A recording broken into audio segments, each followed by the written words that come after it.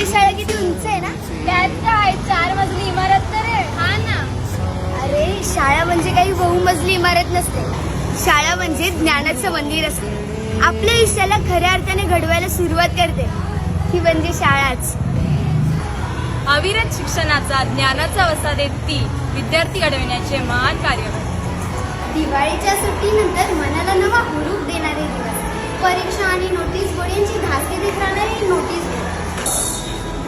नव्या वह्यांच्या पानाचा सुवास आणि रंगीबिरंगी पेन्सिलचे खोडरबरचे तुकडे.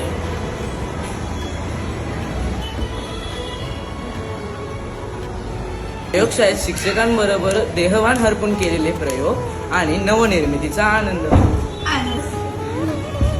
ग्रंथालयात चांदोबा वाचताना स्वप्नांच्या तारांगणात हरपून गेलेले मन. फळ्याच्या कोपऱ्यात वळणदार अक्षरात लिहिलेली हजेरी आणि रंगीबेरंगी खडून लिहिलेले सुविचार.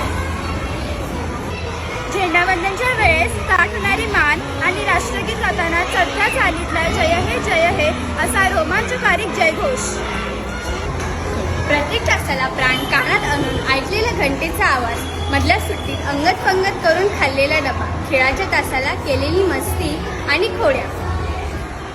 शाळा म्हणजे गतजन्मीचा पुण्यसंचय जो आपल्याला शेवटच्या श्वासापर्यंत जगण्याची प्रेरणा देतो. म्हणून आपली शाळा कधी सुटत नाही आणि आपली पाठी कधी फुटत नाही. हजारो लाखो विद्यार्थी माझ्या या शाळेत घडवले जातात. खरंच माझ्या या लाडक्या शाळेचा मी कायम ऋणी राहील. शाळा म्हणजे ना एक पवित्र ज्ञान मंदिरच आहे. अहो मी तर बोलतो ज्ञानाचा अथांग सागर. अशा या ज्ञान मंदिराला माझा कोटी कोटी प्रणाम.